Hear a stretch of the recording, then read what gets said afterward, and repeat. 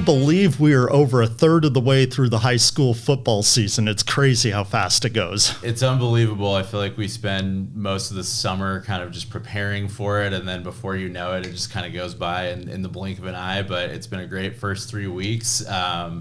I feel like for me at least, I've seen almost all close games so far, which has been really fun, and yeah, just kind of still feeling the way through the football landscape. But I think it's been fun so far. I think we've all been surprised by a few things of the first part of the season. What stood out to you? Yeah, I think just some of the kind of the rising teams that that flew under the radar to us, maybe in terms of just where we kind of projected them going into the season. I think near the top of that list has got to be Columbia River, probably.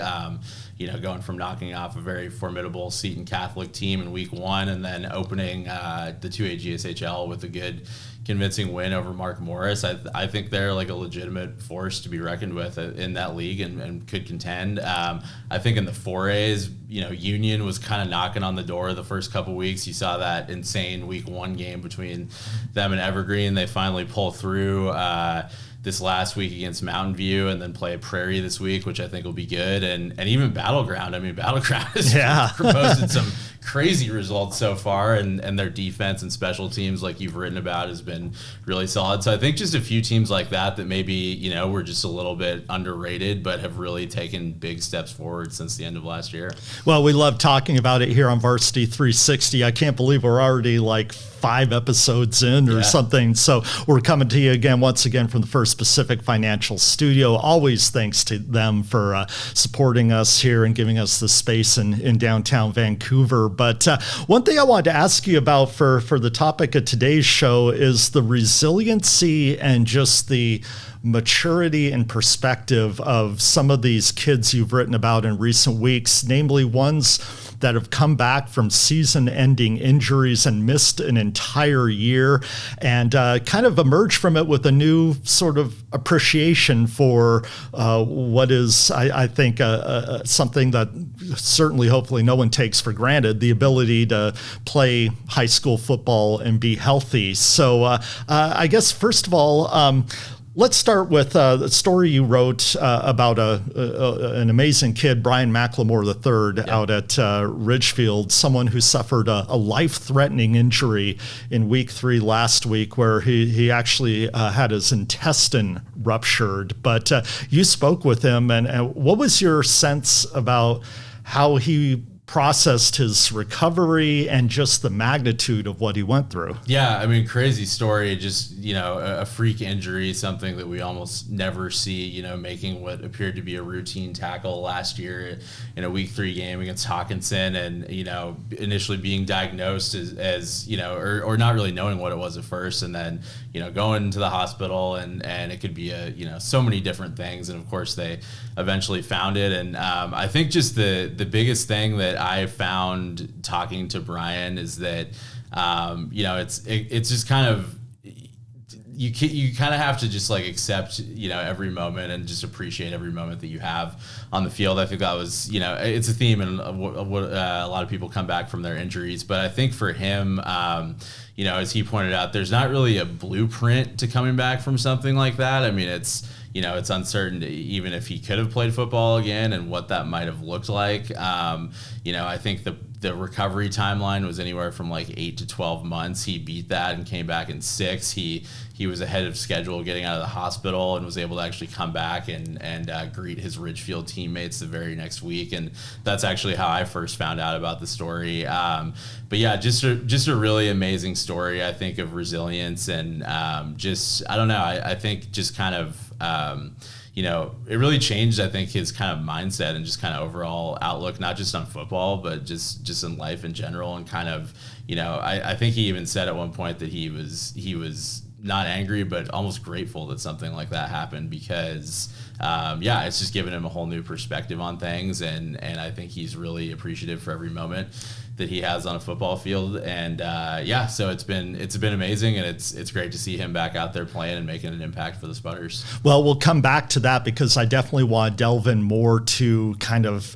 the maturity shown. It's certainly something I would not have had at 17, 18 years old. But I want to mention the other kids you wrote about who are coming back from missing an entire year, because I think we're going to delve into the common threads between all these kids and kind of what we can learn from them.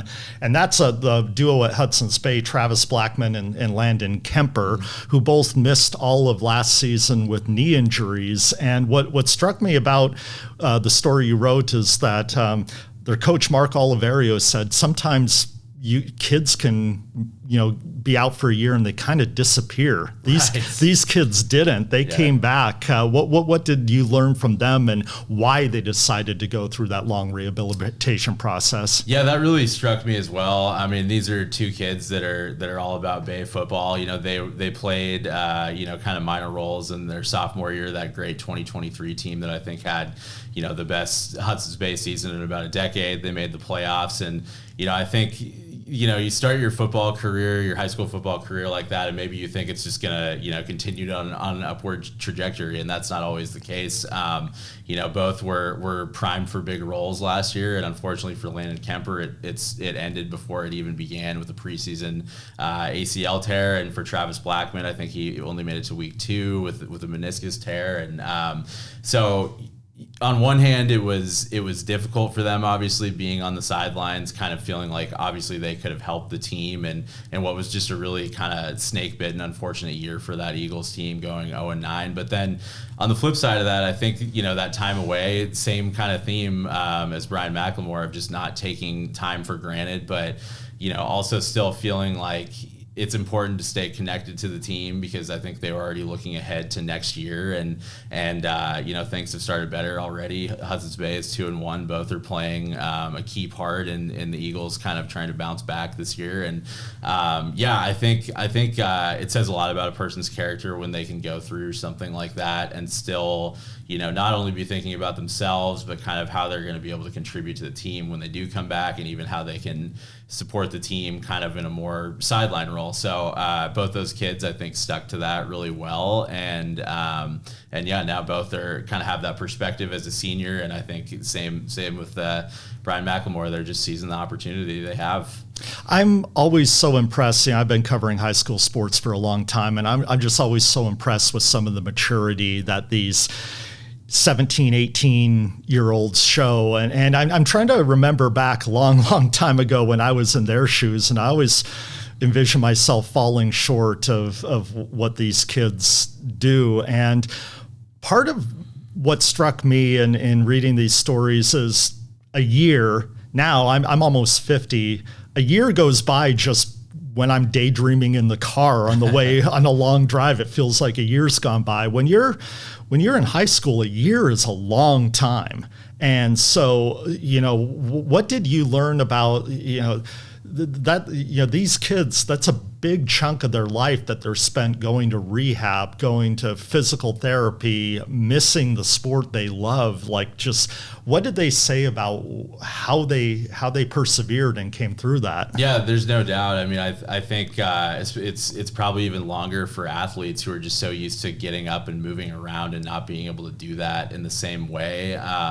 I think that for all three of them, they just kind of talked about it. It's a cliche, but I think you just kind of have to take it a day at a time and really kind of just be patient, knowing that it's a process. I think Travis Blackman, I think he came back in about 6 months. For Landon Kemper, it was 9 months, and I want to say he actually had a kind of a setback during and re-injured that knee. So those are really tough things, and I just think. I think they, it's in the moment. I think, they had a tough time with it. I think all three of them were really honest and just kind of, real about how much it sucks kind of on a daily basis to be in that situation. And certainly I think it's easier to talk about now kind of talking about it in the past, because they have ultimately overcome these things. But yeah, I think like I said earlier, it just kind of has fueled them being healthy and just kind of appreciating those moments. But certainly being a teenager, I think, and not being able to play the sport you love and just not being able to compete and just do the things that you want to do on a daily basis has got to be really tough. But I think on the flip side of that, obviously a junior year is a very big developmental year, but at the same time, they're all healthy. They're all good to go for their senior year. I mean, we've seen it happen before where seniors get injured early, and that's it for their high school career, and that's really tough too. So in this case, I think all things considered, it's still tough because it's high school sports are a very fleeting thing, and even though they missed a year, I still think they're in a pretty good position right now, and I think, like they all said, they're just thankful for this opportunity. Well, and I think so much of an athlete's identity is tied up in being able to play their sport. For sure. And when that's taken away from you and you're suddenly, like I go back to those Bay kids, watching their team struggle last season and not being able to do anything about it. But it's not just that. It's not just wanting to be out there helping your brothers. It's that you grow up through the youth leagues, you grow up, and this doesn't just extend to football. It extends to any sport. You think of yourself as a football player, as a volleyball player, as a soccer player. Yeah. And suddenly when you can't do that at a time in your life when everybody's trying to figure out who they are, that's got to be a real curveball. Yeah, that's well said. I think, and that's true of all these guys. These are football players first and foremost. It's not like just something they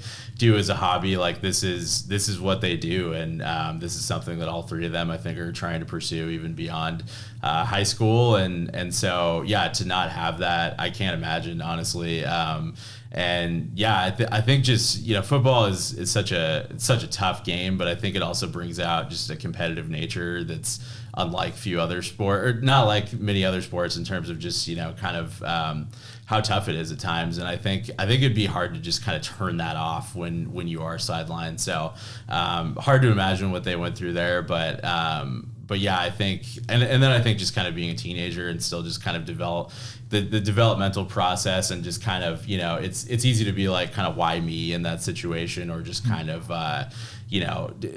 it's hard to kind of have perspective on something, I guess, that early on. But I think all these people have done that really well. So, yeah. I want to circle back to Brian, because I think part of what makes his story really amazing and his perspective so interesting is that he could have died. Yeah.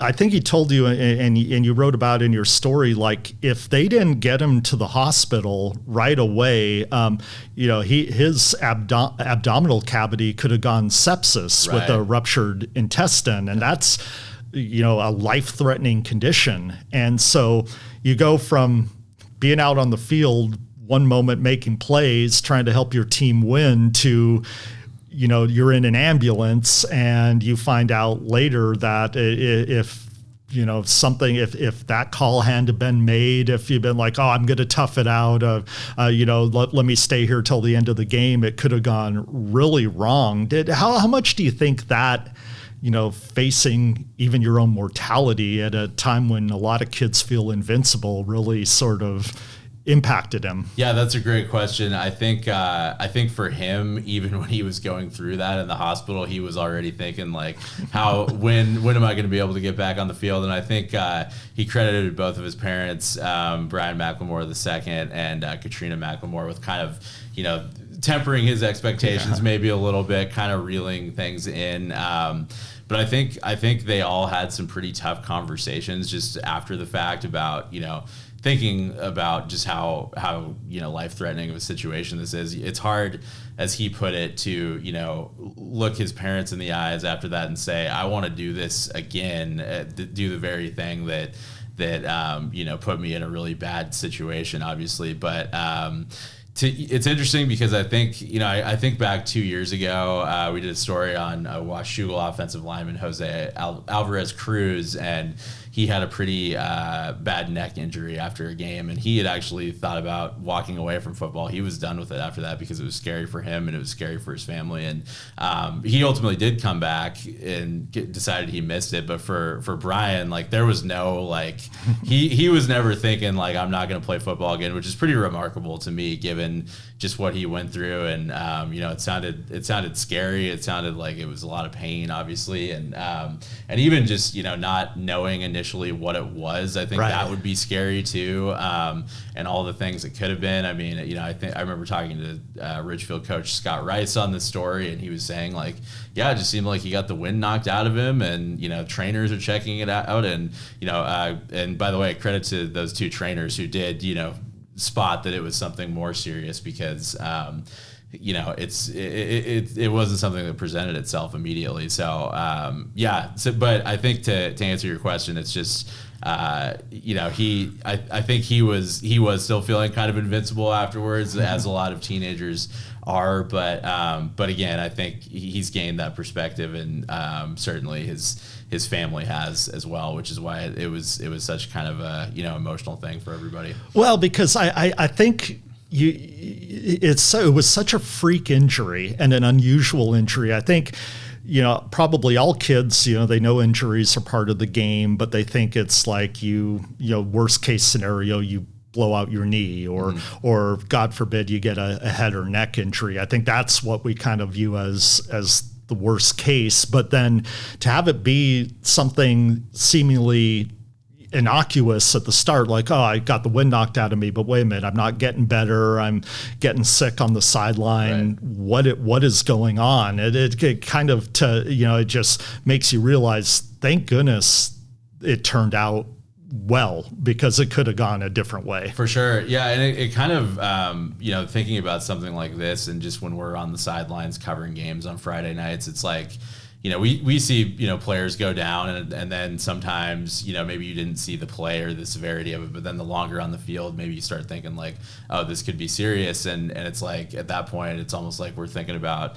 how might we report on this, especially if it's like a head or neck injury, like you said, and then an ambulance comes out or something. But yeah, again, this was, and I wasn't there. I don't know if any of our staff were there for that particular game, but it's just, it's strange to think about, because it's not something that, again, like presented itself right away. So it might have just seemed like, just one moment of many in a long football game. But yeah, it's it's the nature of football. It's a violent game. It's a scary game. I think sometimes we're a little bit removed from it, just watching on the sidelines. But it's a reminder of the dangers that come with it, obviously. But thankfully, he made it out of this, and has come back better and stronger from it. Yeah, I'm still surprised when I'm on the sidelines at a game and they run a toss sweep, or something is coming toward us, and you just see this collision course about to happen, and then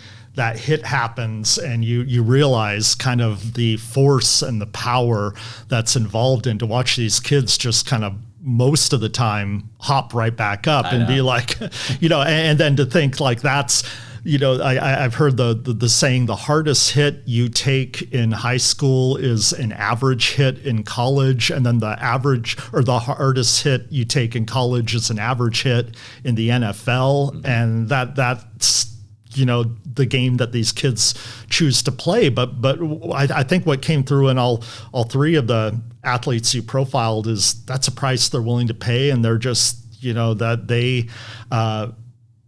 Like you said, it's one play at a time for them, and just doing everything they can to make a difference for their team. Yeah, I know. It's hard for me to fathom. I will say personally, football, I only made it 1 year before. I never played. I was like, I am not cut out for this. But yeah, it's impressive what they do, and yeah, it's a perfect descriptor of just kind of watching a play unfold from the sideline and just hearing the pop of the pads and helmets. It's like it's kind of crazy to think about, and something we I think just kind of and football is just such a fast moving thing. Obviously we're on the sidelines doing so much on a Friday night that you kind of maybe in the moment don't always realize just how crazy it is, but yeah, it's a crazy game these kids play, and you really have to love it, I think, to do it. But certainly, I think I found all these kids definitely do, and even more so probably when they were without it. So they're happy to be back out there. Well, I think we need to acknowledge that there's more kids out there that are also coming back from missing a whole year that we didn't profile over the recent weeks. I think of like DeAndre Goodell at Washougal. And then seeing, he's back after missing an entire year. And then, you see some of the kids that have already suffered injuries this year, and you just realize that it's almost like there's a bigger life lesson at play here that some kids face later and some kids face earlier, but we're all going to be faced with loss at some point of being taken away from doing the things we want to do at 100%. Yeah, that's well said. I mean, yeah, I think in football specifically, I mean, we see these stories happen all the time, and I always feel like they're important to tell because it's one moment they're on the field and the next moment it's it might be the end of the season. Maybe if they're seniors, it could be the end of their careers. So I think it's just kind of a reminder of how precious life is in general, and high school and playing sports and everything. So it's pretty crazy kind of when you put it in perspective like that. But it's for these kids, at least for these three, it's good to see that they do have one final moment in high school to play football. Definitely. Well, I always like to end the episode kind of looking forward, and we got a great slate of games coming up here. It's kind of at that part of the season where it gets really interesting because now we're getting deeper into the league play for the small schools, but the 3As and the 4As are still making those last little preparations. And you're going to go see Evergreen and Prairie and Union, which you touched on Union earlier, how they're definitely a program on the rise. Prairie, they got to dust themselves off after a decisive loss to Battleground. I think they're not 35 points worse of a team than Battleground. I think that one just got away with them. And so it's going to be definitely interesting to see how the Falcons rebound from that, because I think definitely they still harbor some 3A GSHL title hopes. For sure. Yeah, I'm still really curious to see too. And like the 1As, I didn't touch on them or yet, but I think you're going to Kingsway La Center this week. And, I'm curious still to see what that league title race is looking like. I think, like I said earlier, Seton is still very formidable, but La Center looks like they're going to be right in the mix again. And then, Kalama comes out and has a good game last week against Kingsway. So really curious to see what happens there. And then, still a couple weeks away, I guess, from the 3A, 4As, but feels like we're kind of starting to understand a little bit better with some of those teams, and others not so much. I mean, we still haven't seen Skyview at home, which is crazy to think of for the 4As, and I personally haven't seen Heritage play in person yet. I feel like they're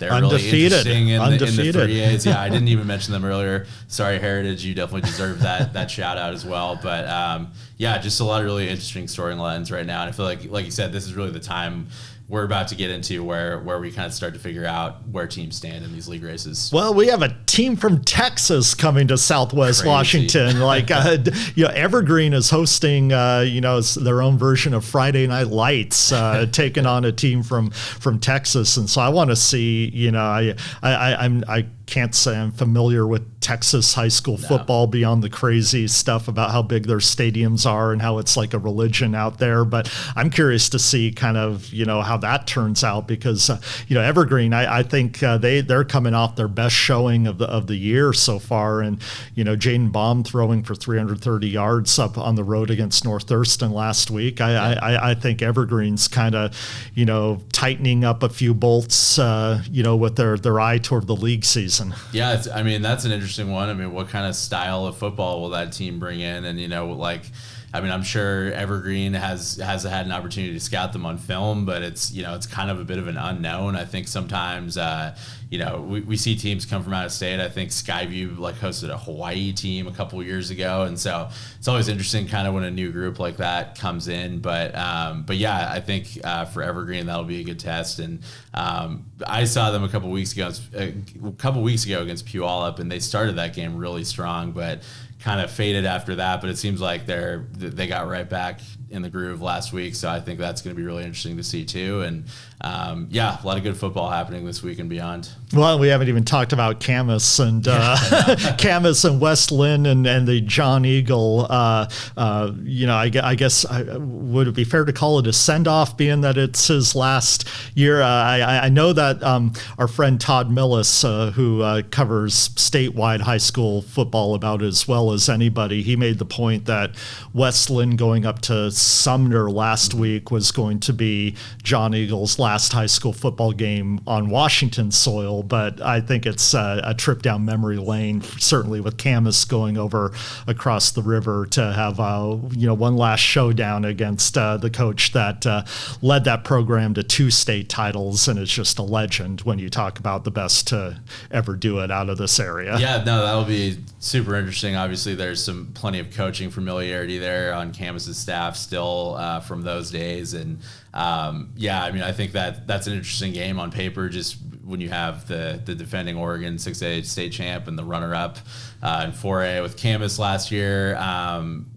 Very fascinated to see how that plays out, and just how John Eagle does in his last year coaching high school football. And then, Camus was interesting. They got kind of roughed up a little bit in their home opener against Mount Tahoma, which is going to be a really formidable 3A program this year. They're really good. And Lincoln of Tacoma obviously is very solid as well. So for them to respond that way, I think for Camus to respond that way was a good sign for them. And that's going to be a tough test, but should be an interesting matchup for both teams. All right. Well, you can follow how all those teams do by following us, 360preps.com or 360preps on all the social media channels. We can't wait for another week of football because it goes by quick. All right. We'll see you next time. Thanks for tuning in to Varsity 360.